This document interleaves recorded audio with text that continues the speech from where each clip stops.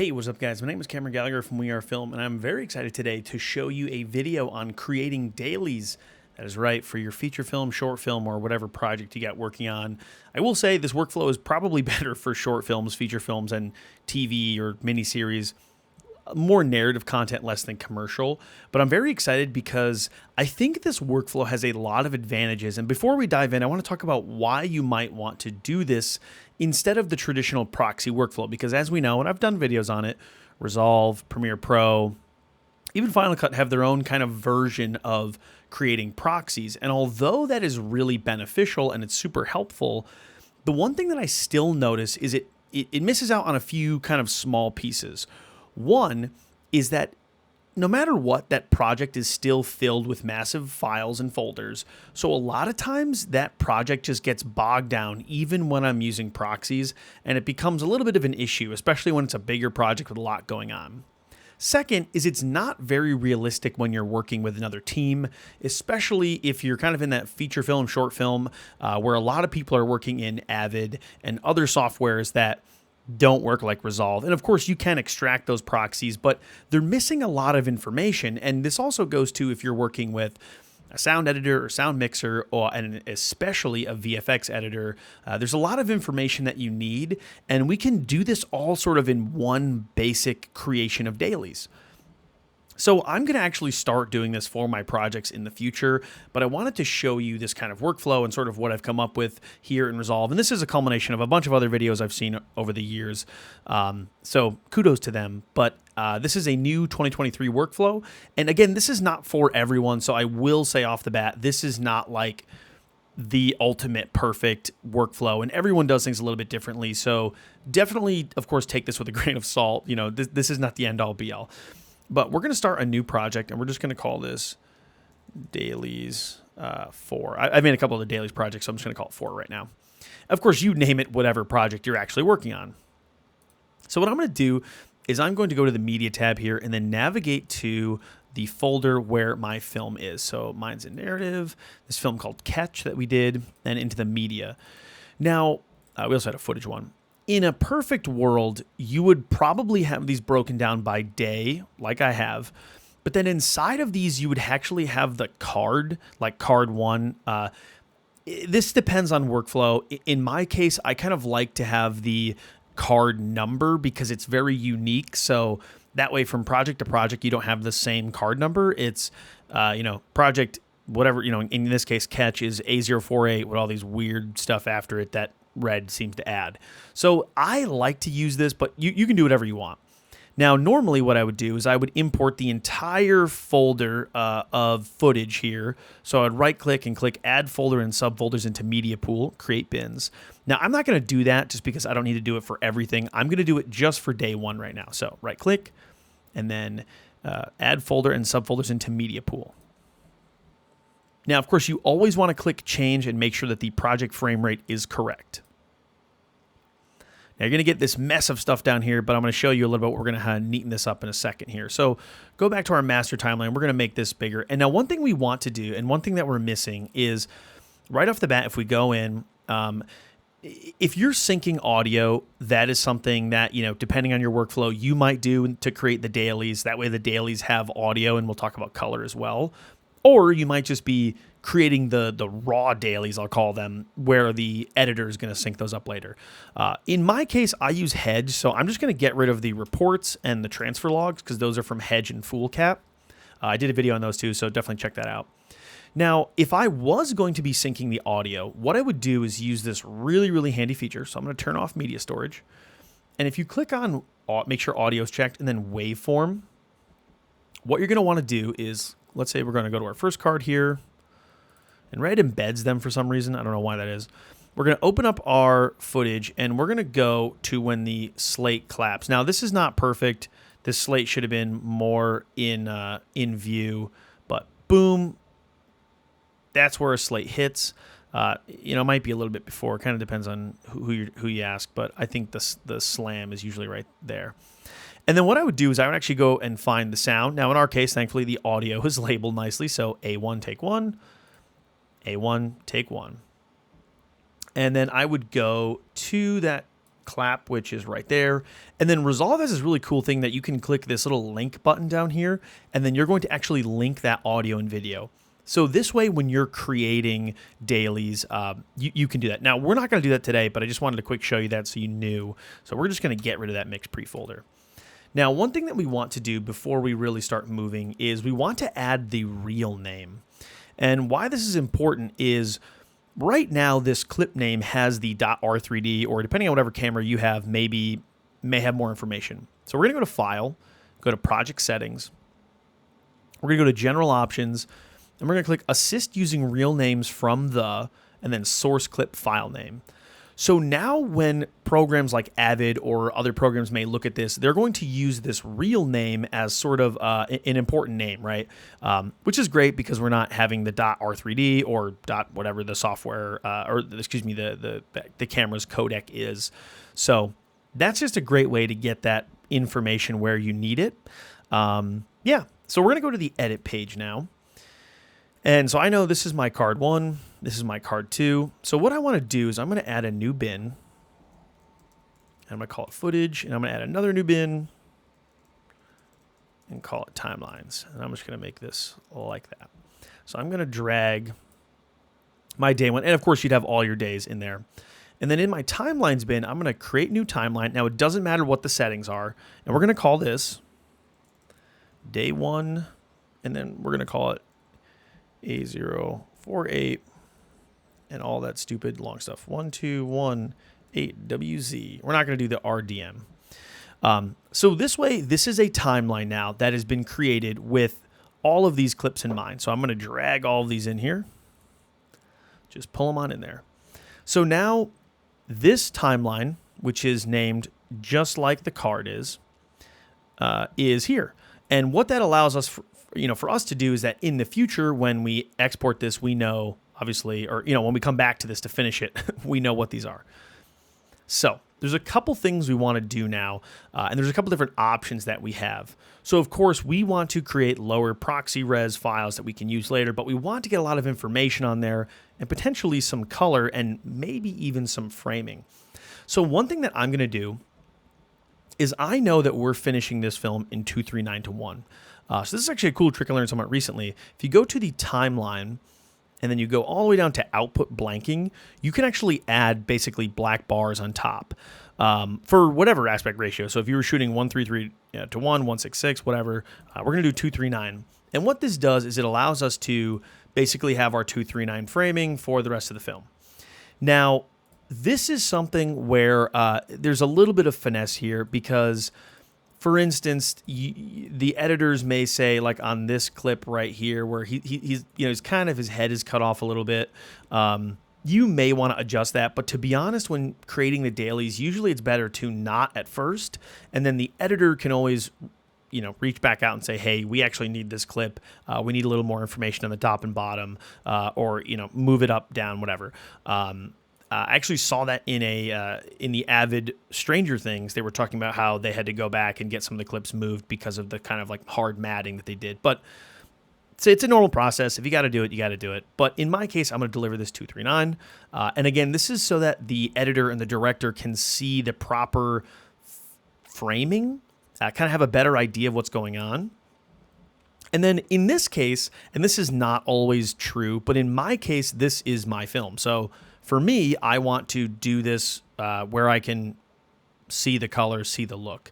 So again, this is not always something you would do, but what I'm going to do is go to the color tab, click on timeline, and then I'm going to click Alt S or Option S, depending on where you are. And I'm going to add a LUT that we were actually using for this. Now, I've already navigated to my LUT, but it's called the Lighthouse. That's where it is. And one other thing is you can see it's really dark, and that's because the raw settings are showing up a little bit wrong. So what I'm going to do is go to Project, Settings again, File, Color Management, Camera Raw. We're going to go to Red, because that's what we shot it in, Full Res, 16-bit, leave the camera. We're going to go Project. We're going to go IPP2. Now, this is all stuff, so you might be like, losing your mind right now because I'm blasting through these. So this is all camera specific. So this is something that you might not have to do creating dailies. A lot of times you don't, Because this is my project, I'm doing this. But again, that's totally mine. So I'm going to rate everything at 800. Cool. Okay. So just like that, we've kind of given a basic color. Again, that would be something that your colorist would say. So not a lot of workflows are going to actually have you do that. I'm just doing it because this is what we're going to be using for our project. So the next thing that we want to do is add some information here that we can use later on, because this is going to be really important later when we're editing and the editor, and when you come back to actually finish all of this in Resolve, or at least sort of the color and kind of the final finishing pieces. You need to know what shots are what and what's going on. So you're going to click on Workspace and go to Data Burn-In. Now what this is going to do is add a bunch of information to the screen. So first, I'm going to do the source, time code, and frame number. And then what I like to do, I'm just going to change that to Arial, right? Nice and basic. I'm going to get rid of the background. So just turn that background off. And then what I'm going to do is I'm going to make this kind of small. We have black bars, so we have a little more room than we normally would. Typically you might have no room. This is all super dependent on obviously your footage and what's there. So we want the source time code and frame number because this is going to show us the source that we're working with, the time code and the frame number. So this is great if you have VFX shots or you need to go find a piece of this footage. It's easy to know exactly when this is, right? Super simple. Then we're going to go to the source clip name. And this is obviously very handy because this is the original clip. So in our case, this is the file name with the R3D on there. You can get really fancy and make sure these are exactly the same. Like, oh, I want this at 87, and that way it's the exact bottom. That's, totally up to you. And then what we're also going to do is add in the real name over here. We're going to do the same thing. We're going to click 87. That way it's nice and even. And then we're going to add this over here.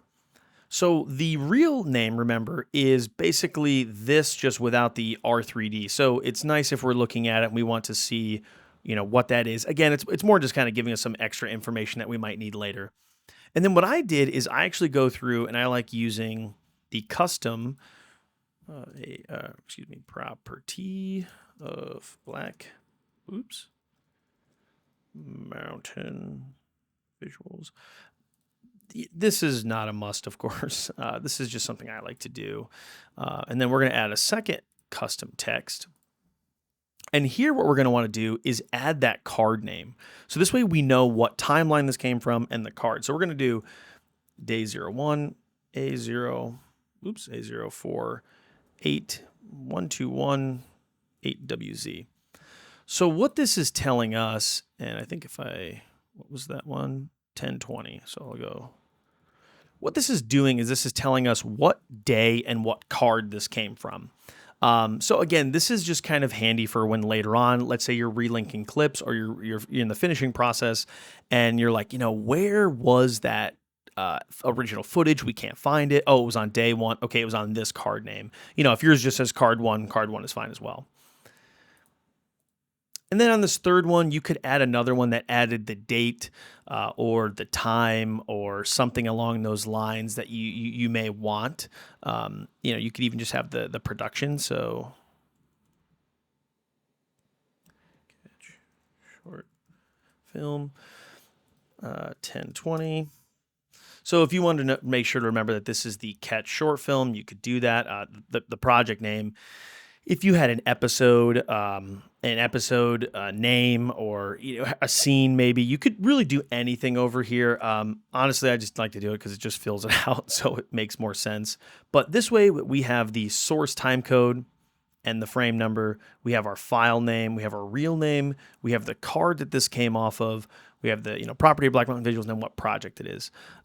Again, this is all just extra data. You could also have, instead of short film, you could have like proxy or offline editing, dailies, whatever you wanted to do. You could have the date.